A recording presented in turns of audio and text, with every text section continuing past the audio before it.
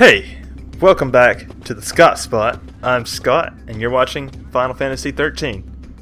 Okay, so last episode we finally finished the Grand Pulse adventure, and now the side quest for now. And now here we are, back in the Mah'habara Subterra, at the end of that side path that I told you guys about before when I was grinding here. So there's the entrance, and there's the side path that I went up. The reason I wanted to come up here is there is an enemy at the end of this path called the Dreadnought that we have no hope of defeating. It guards a treasure sphere. And I just wanted to kind of show this to you to give you an idea of how far we still have to come on our character growth before we have a chance at it. So, without further ado, let's go fight this thing. Yeah, this is kind of a death wish.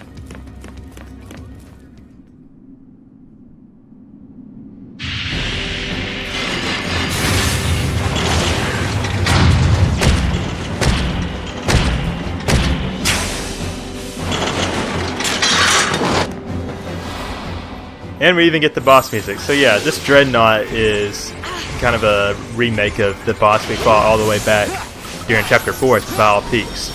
However, as you might guess, he's a lot tougher.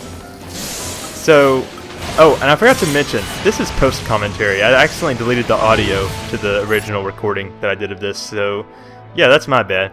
Let's see, he employs powerful fire-based attacks, and when I first played this, I had the idea that I might actually be able to defeat him if I tried hard enough. But then I started looking at my paradigms, and they all suck.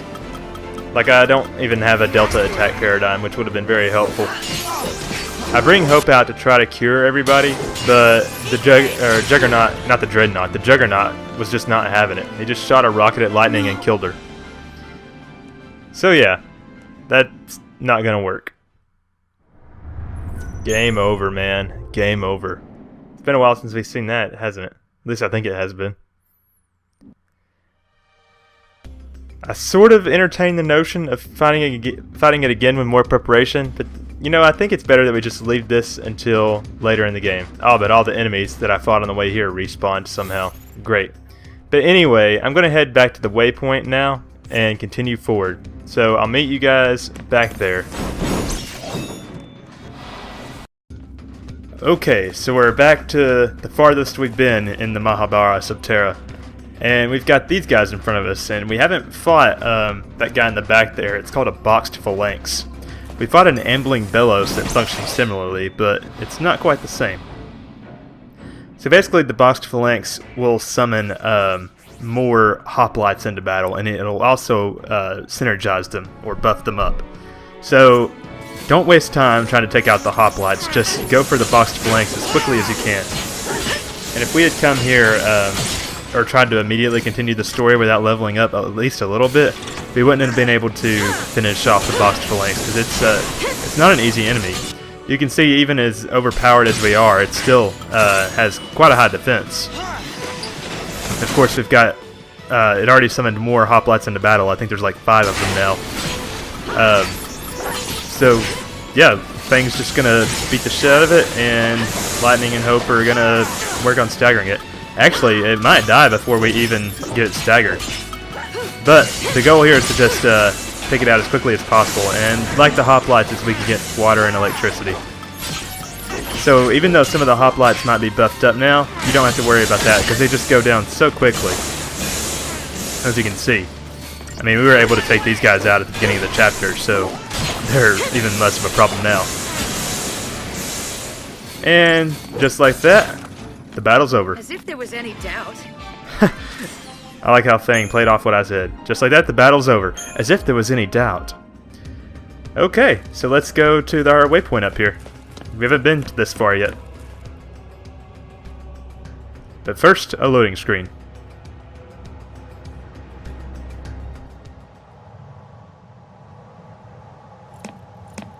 A Grand Pulse Fal'Cie made this path. Yep. I bet it's off digging more tunnels right now. They seem different from all the Fal'Cie we've seen on Cocoon, you know? It's like they just plow through, without caring what happens around them. That's true. Then again, we were able to build our village on land cleared by Fal'Cie. We lived alongside them, just like you do on Cocoon. Oh yeah, This is just like Cocoon. In a world this big, who knows what we'll find?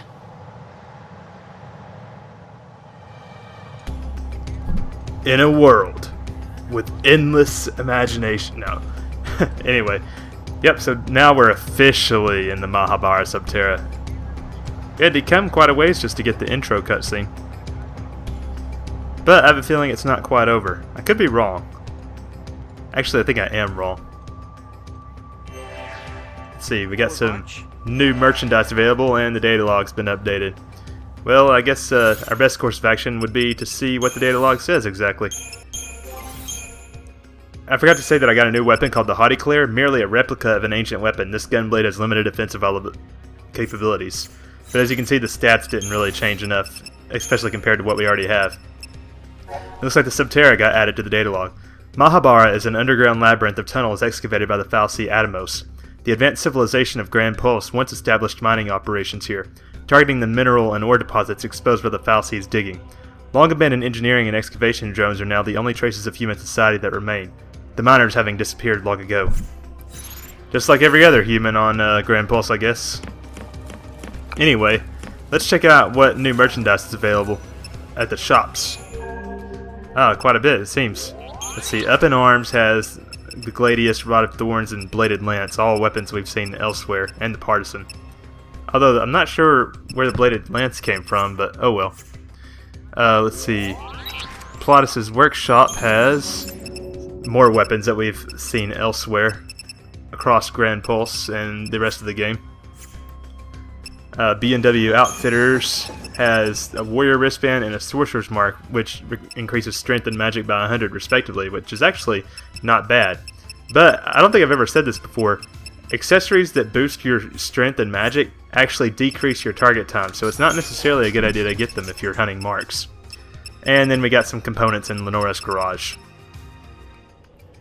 But anyway, wait, what is a piezoelectric element? I don't even know what that means. Never heard of that before. We got some amplifier and silicone oil too, it seems. Anyway. Alright, so we have another new enemy here, the Cryohedron, which are basically just ice bombs. I've fought them before in that side path before where I was, the side path with the Juggernaut at the end of it. But this is be the first time I've actually shown them in battle. So as you can imagine, they work just like the bombs, they're just ice elemental, so use fire to take them out as quickly as possible.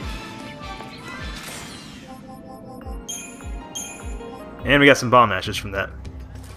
Okay, and what do we have up here? Damn, look at that tunnel. Looks like whatever the foul sea is probably pretty huge. Oh, and here we have another new enemy. I think it's the Pulsework Gladiator. I'm not sure about that.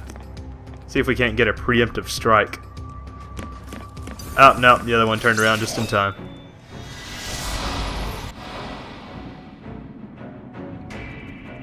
Alright, so I'm just going to use all the elements here to test it out. Oh, Pulsework Centurion. I knew they looked different.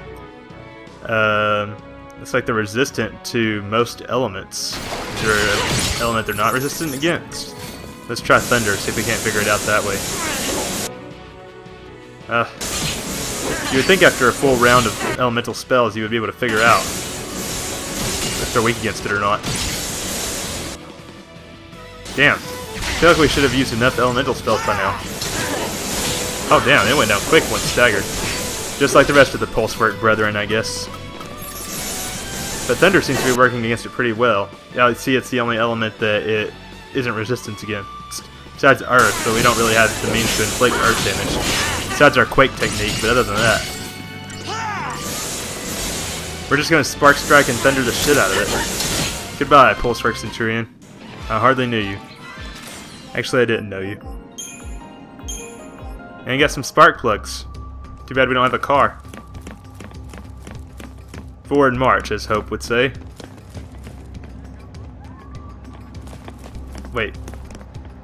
I feel like there should be a chest back here. Did I forget a chest? Maybe not. Oh, it's up here, I think. Oh yeah, that's what we're looking for. Open. 4 electrodes. Like the Pokemon? don't think we should be carrying around electrodes. Sounds highly dangerous. No, I'm actually not really a Pokemon fan. I loved it when I was a kid, but I haven't played a Pokemon game since the first generation.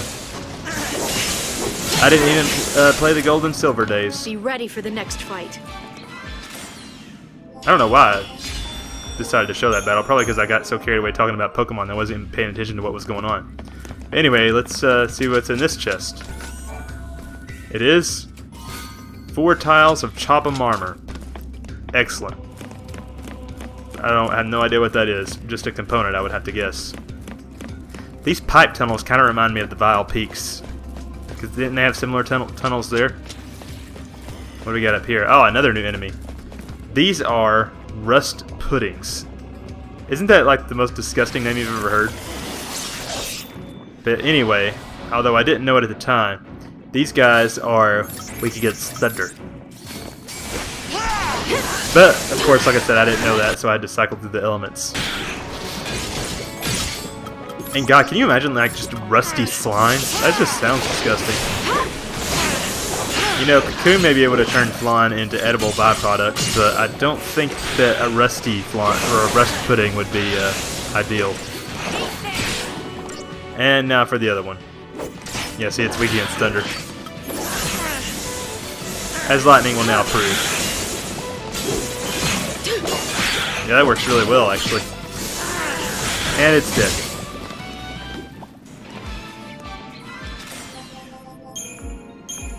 Got some murky ooze. I would say so, more like rusty ooze. Oh, looks like we got some kind of mining, Wait, what are you talking about, Hope? I didn't touch you. Did Fang do something to you? Just appreciate it, kid. Ah, but we have another waypoint here.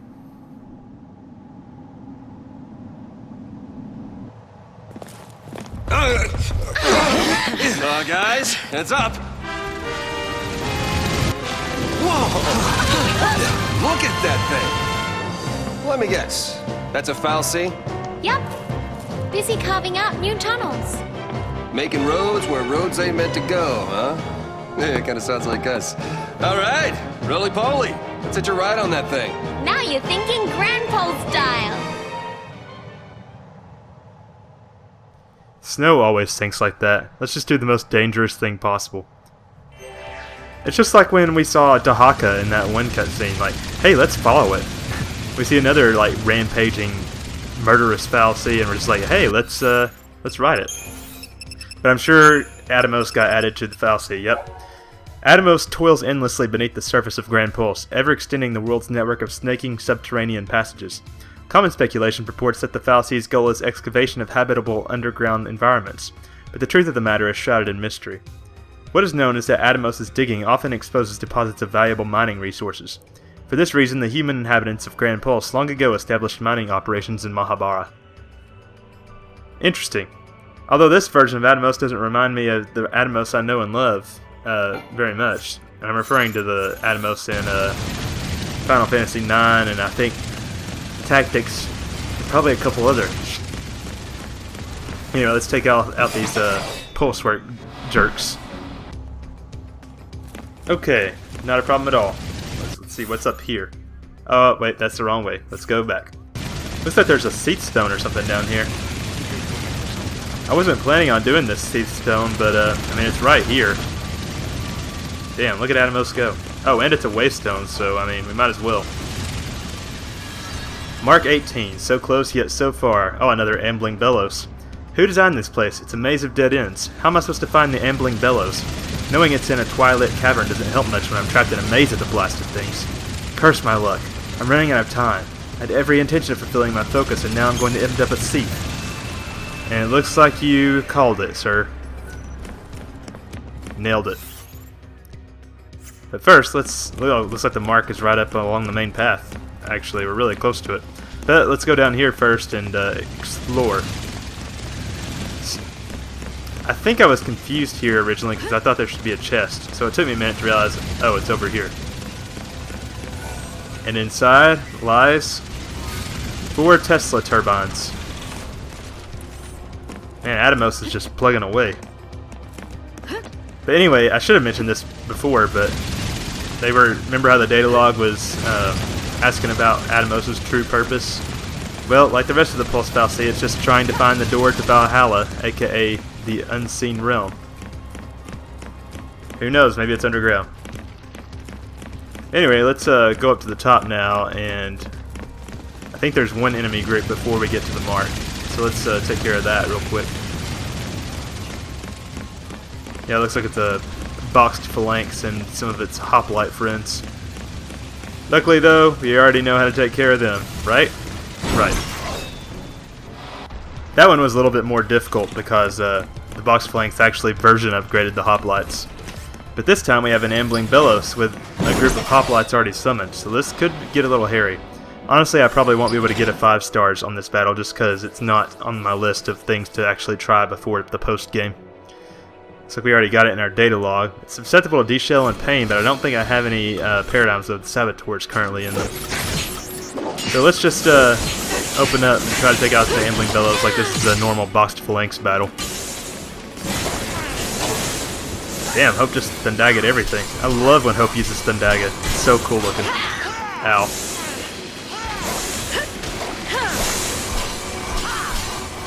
Damn, it's taking a lot of punishment. I think if I could go back, I would have tried to have a paradigm to keep protecting D-Shell on this thing. Since the its data log entry, or its enemy intel entry, even said that it's susceptible to those. Damn, we're gonna have to heal before we can finish staggering it. Luckily, I had this diversity paradigm with a medic in it.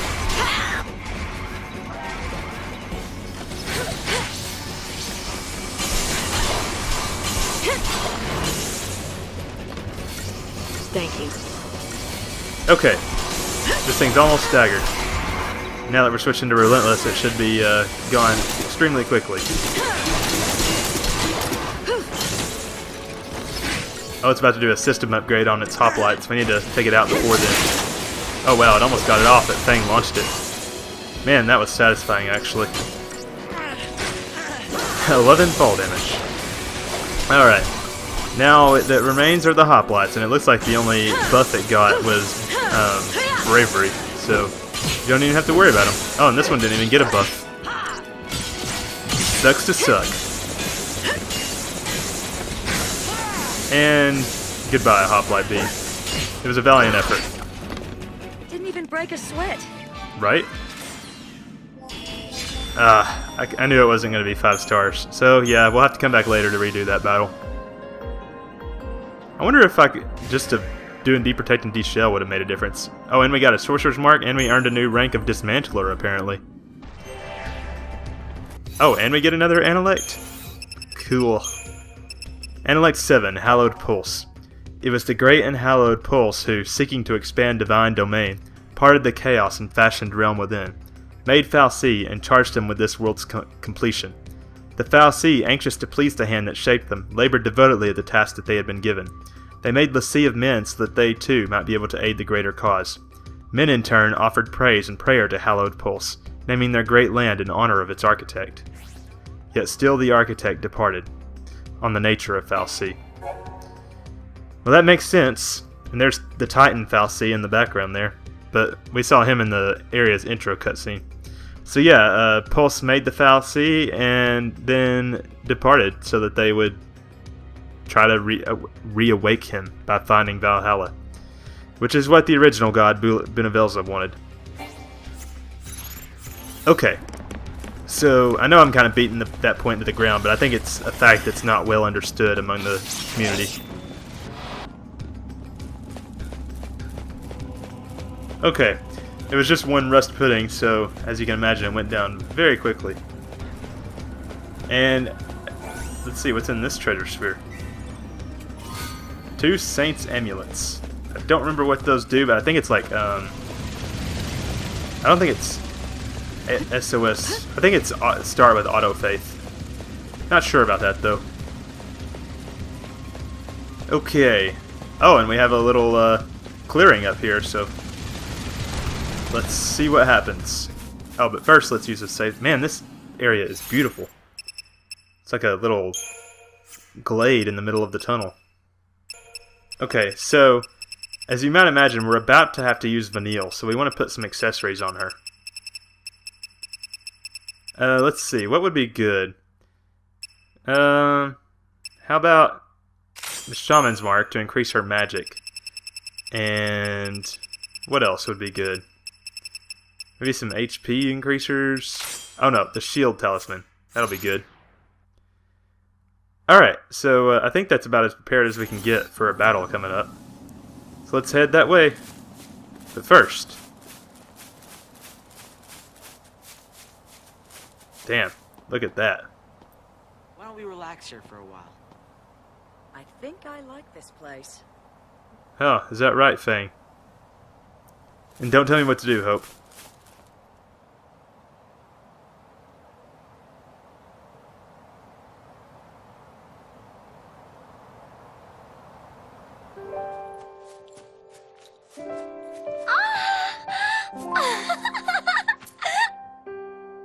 These flowers! You remember them, right? Yeah, sure I do. They grew all over Airba. We can't be far now. It's my fault Grand Pulse ended up like this, isn't it?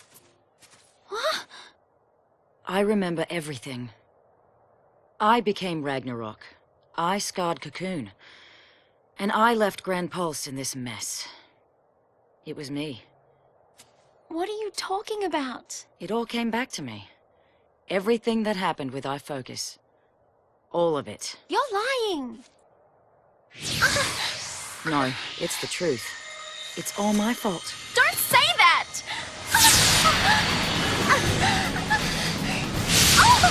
Vanille!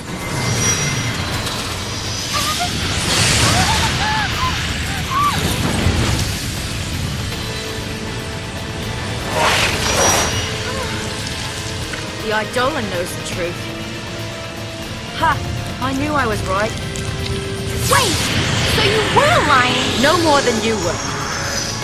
Admit it! You remember everything! It wasn't your fault! Vanille, we should talk about this later.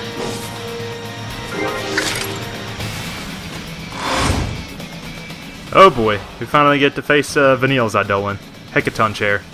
And this is the Eidolon I was talking about before that actually has, what was it? Oh, it was like a boss in Final Fantasy III or something. So as you can imagine, this thing yields to basically those that do what Vanille's good at. So getting a chain bonus, sabotaging it, or healing. And also, this it's just Vanille and Fang in this battle if you haven't already noticed. So, yep, I think that's kind of cool. It's also our last two-person battle, and also our last battle where we're forced to use a certain character. So that's kind of exciting. Alright, but, spoiler alert, I actually lose this the first time. Alright, so let's try to get some debuffs on it. I don't know if it actually affects how fast its Gestalt gauge charges, but we'll give it a go. Yeah, see, it yields to those who heal the wounded, yields to those who weaken and debilitate their enemies. You're gonna swerve! So it already has D-Protect and D-Shell on it, so maybe putting in Peril on would do something? I don't know.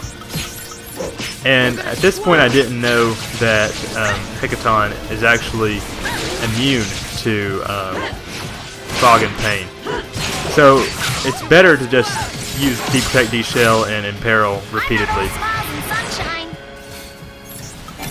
And if you're not careful, you can quickly get raped by this guy. I'm assuming it's a guy anyway. Look at how many hands that is. I almost want to count them all. It's like 1, 2, 3, 4, 5, 6, 7, 8, 9, 10, 11, 12. There's got to be at least, oh god, I didn't even see the back of it. There's got to be at least like 30 hands there. Now that's actually kind of creepy. However, I'm quickly running out of time.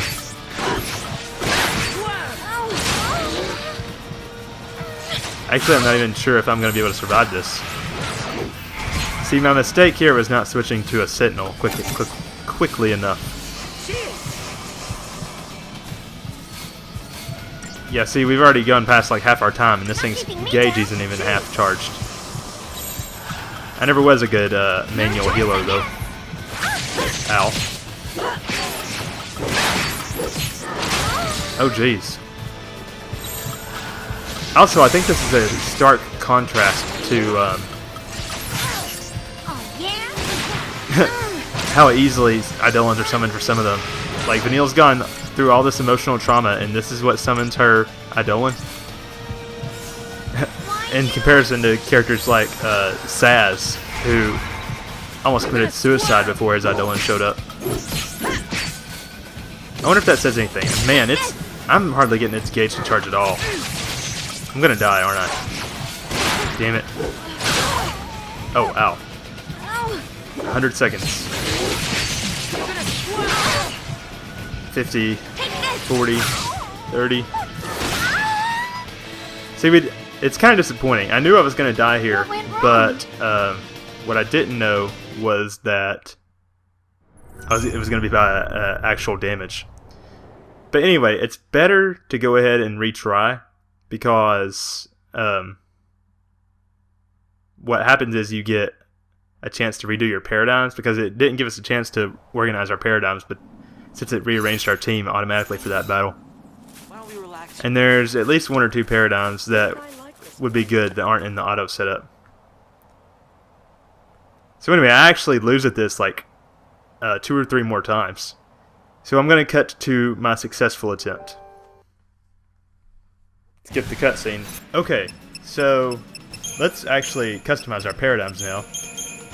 What we want is something that has Fang defending while Vanille continues to ravage. And we also want a paradigm that has Vanille healing while Fang sabotages. Alright, so this is my 3rd try against this guy. Of course, it immediately puts Doom on. And this guy doesn't have any elemental weaknesses either, so you can use whatever spells you want. So, I'm going to start out the battle by just building up its stout gauge a little bit with basic chaining. Do that a few times until he decides to go on the attack. So he goes for Fang first. Not that that's a rule or anything. So I switched to Stumbling Block there so Fang can defend against the assault while I start to put debuffs on Hecaton.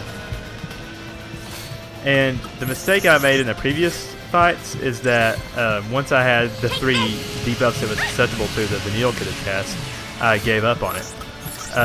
His Stout gauge keeps building every time you re-inflict one of the status elements. So, as you can see, his chain gauge builds, or his Stout gauge builds significantly with every time I put on a new debuff. Looks like Fang needs some trouble though, so let's heal her up.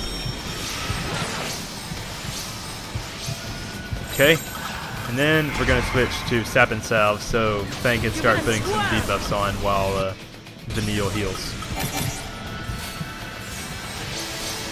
I can't tell if its Gestalt gauge charges with Fang's debuffs or not. Like, does it have to be Vanille for it to count? I don't like when Quake is used against me. But at least I can't be staggered.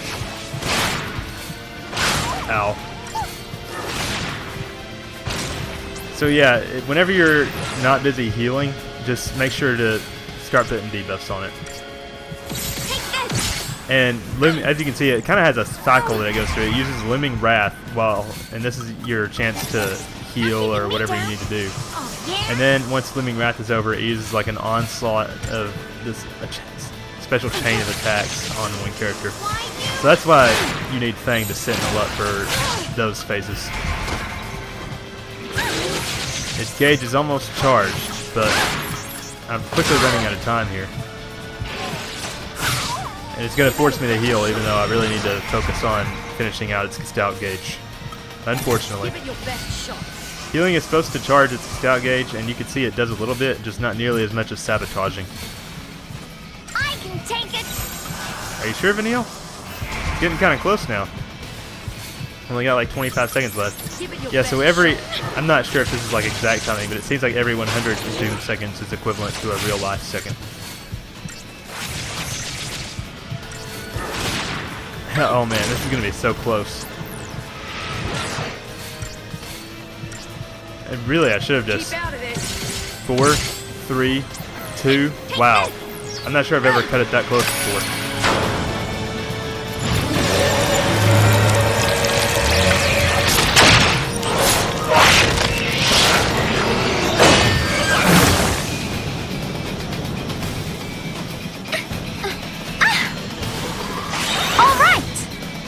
Well, that's not provocative at all. Kind of reminds me of the Magitech armor from Final Fantasy VI. Vanille's definitely got some crotch rockets now. Hecaton chair. And Vanille finally gains her 5th ATB segment. God, that took forever.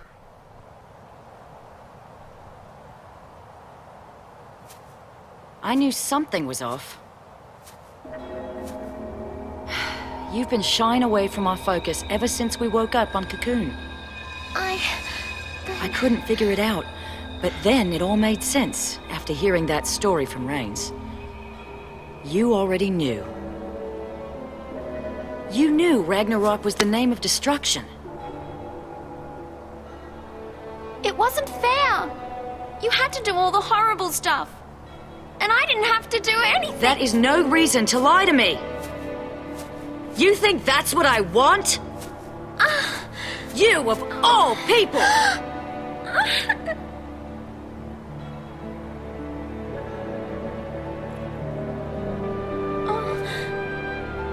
Poor kid. You've had it rough. Fang. Listen, you're not alone anymore. I'm so sorry. Keep that up and you'll have me crying soon. We have a new family now. We stick together, you hear me?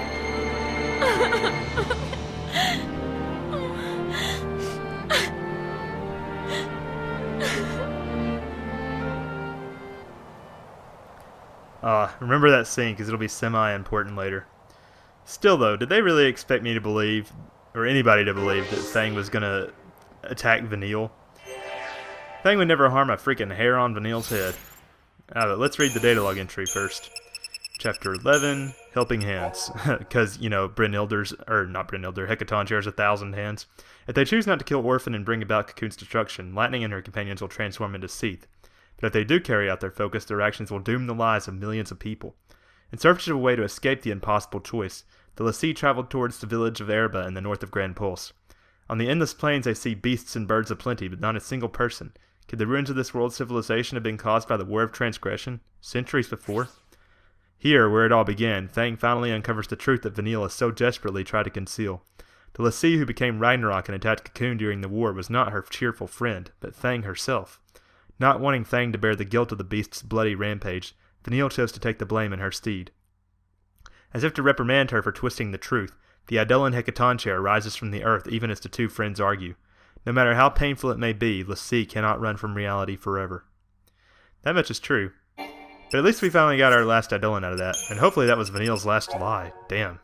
Erba Yun Fang has been updated. Fang is a l'Cie who was born on Grand Pulse. Her full name stands for Fang of the Yun clan, from the village of Erba. Centuries ago, she and Vanille were given a focus to destroy Cocoon.